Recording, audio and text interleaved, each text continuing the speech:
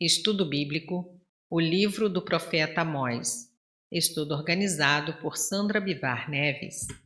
Referências bibliográficas. Comentário da Bíblia Russell Shedd, Bíblia de Estudo Genebra, Bíblia A Mensagem, site Jesus e a Bíblia, estudo do livro de Amós. Introdução. No livro do profeta Amós, observamos principalmente o anúncio do juízo de Deus contra as nações do Reino do Norte de Israel, capítulo 7, verso 15, embora suas profecias também tenham sido endereçadas aos pecados de Judá, capítulo 2, versos 4 e 5 e capítulo 9, verso 11. Seu comportamento ímpio e sua constante resistência à palavra de Deus e a seus profetas fez com que a ira do Senhor se acendesse e julgasse suas ações. Deus então levantou Amós, um homem de origem humilde, sem linhagem sacerdotal, de Tecoa, capítulo 1, verso 1, interior de Judá. Ele era pastor, boiadeiro e colhedor de sicômoros, capítulo 7, verso 14. Embora tenha vivido no meio rural e aparentemente isolado dos centros de conhecimento, ele certamente conhecia as nações circunvizinhas e estava familiarizado com a história internacional. Capítulo 1, verso 3 a capítulo 2, verso 3. Ele também conhecia a história do povo da aliança de Deus e a própria aliança, como demonstram suas numerosas referências à lei. Amós não tinha estudado para ser um profeta, capítulo 7, verso 14. Mas o Senhor soberanamente o chamou para esse ofício. Ele ouviu a voz de Deus e atendeu ao chamado. Profetizou por um breve período, na segunda metade do reinado de Jeroboão II, 785 a 744 a.C., rei de Israel, e durante o reinado de Uzias, 780 a 740 a.C., rei de Judá, capítulo 1, verso 1. Aprendemos com a vida de Amós que Deus chama pessoas dos mais diversos níveis da sociedade, desde o médico, como Lucas, até o agricultor humilde e de pouco estudo, como o autor desse livro. O mais importante, na verdade, é que sejamos capazes de ouvir o chamado e nos dedicarmos a cumpri-lo. Verdades fundamentais. 1.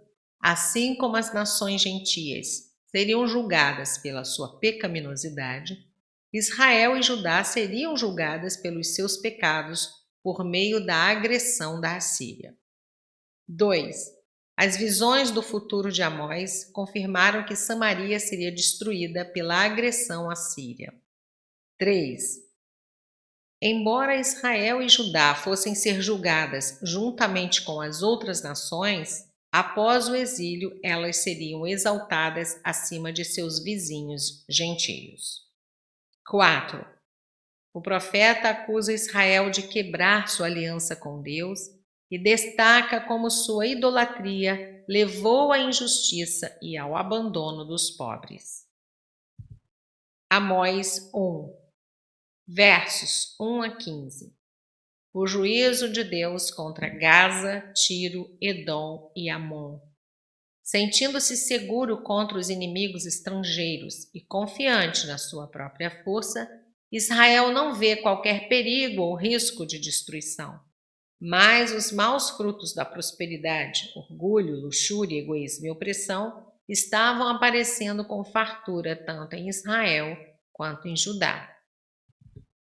Amós sentiu-se incomodado com o luxo e os pecados existentes, descritos em vívidos detalhes por ele.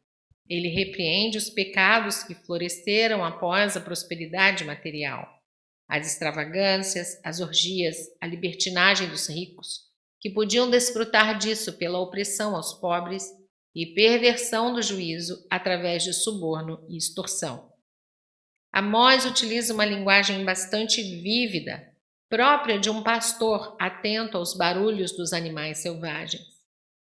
Para expressar o desagrado do Senhor, ele disse que o Senhor rugirá e que as pastagens estariam de luto e o cimo do Monte Carmelo iria secar. Verso 2. Verso 1. Amós. O nome é considerado uma forma familiar de Amazias, segundo Crônicas 17, verso 16. Verso 2. Sião, ou Jerusalém, a cidade onde se situava o templo de Deus. Carmelo, uma bela montanha junto ao mar, extremamente abundante em pastagens, oliveiras e vinhedos que aqui simbolizam a prosperidade. Versos 3 a 5. Damasco, a bela, próspera e bem fortificada capital e representante de toda a Síria, experimentaria os juízos de Deus por suas más ações intencionais e incuráveis, particularmente por moer gente como grão é moído por artefatos de ferro. Verso 3. Deus adverte que enviará fogo e destruirá Hazael, o rei, e seu filho Ben-Hadad, toda a sua dinastia e a cidade de Damasco, com todos os seus magníficos palácios reais. As barras transversais da porta da cidade seriam quebradas para o inimigo entrar e as pessoas seriam abatidas no vale de Aven. E, finalmente, o povo da Síria seria levado em cativeiro. Tudo isso se cumpriu quando o rei da Síria subiu contra Damasco e a tomou. Verso 5. Síria, Kir. O território original dos sírios, capítulo 9, verso 7, Kir torna-se-ia o lugar do exílio deles. Profecia cumprida em 732 a.C., quando Tiglat-Pileser III levou o povo de Damasco ao cativeiro em Kir, segundo Reis 16, verso 9. Versos 6 a 8. Gaza, a cidade dos filisteus, recebe acusação por impor a migração e a escravidão. Deus decidiu lançar fogo sobre os muros de Gaza a fim de devorar seus palácios.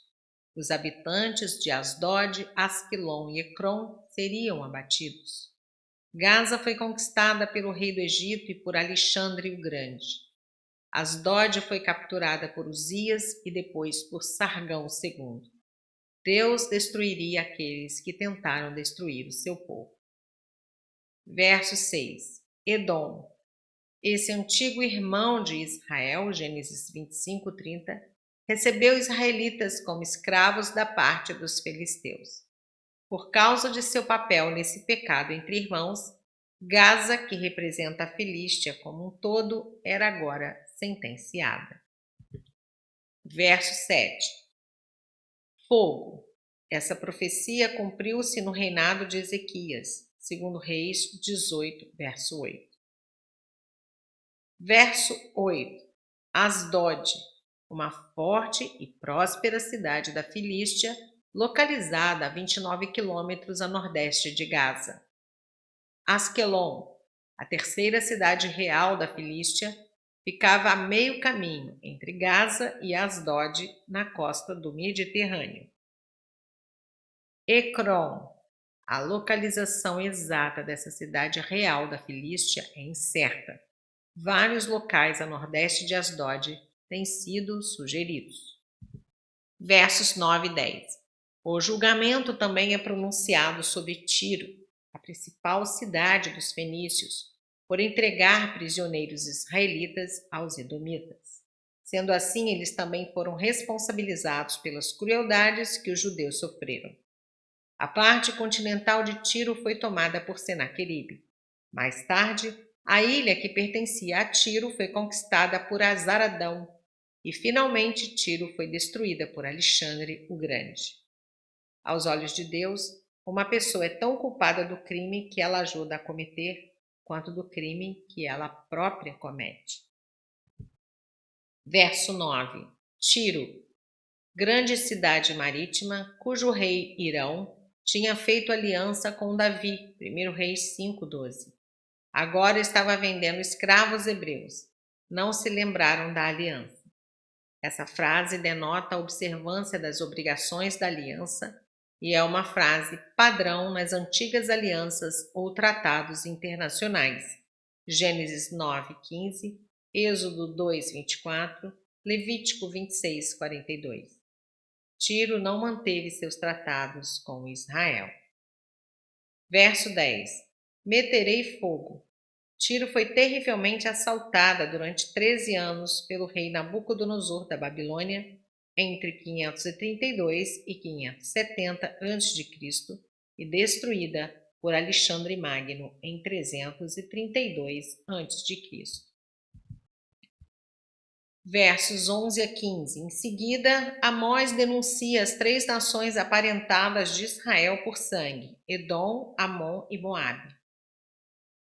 A atitude pouco fraterna dos edomitas, os descendentes de Esaú, em relação aos descendentes de Jacó, e a hostilidade dos amonitas para com os israelitas, foi condenada por Amós. Verso 11. Perseguiu seu irmão à espada.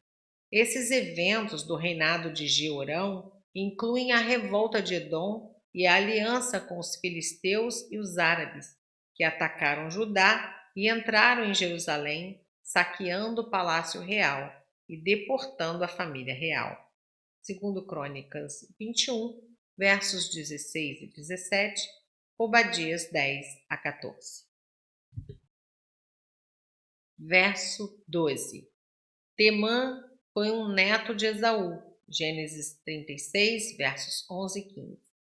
O clã que dele descendia deu seu nome à região ao sul de Edom, bem como a uma aldeia a cerca de 24 quilômetros de Petra. Aqui está em pauta a região de Temã. Seus habitantes eram famosos por sua sabedoria.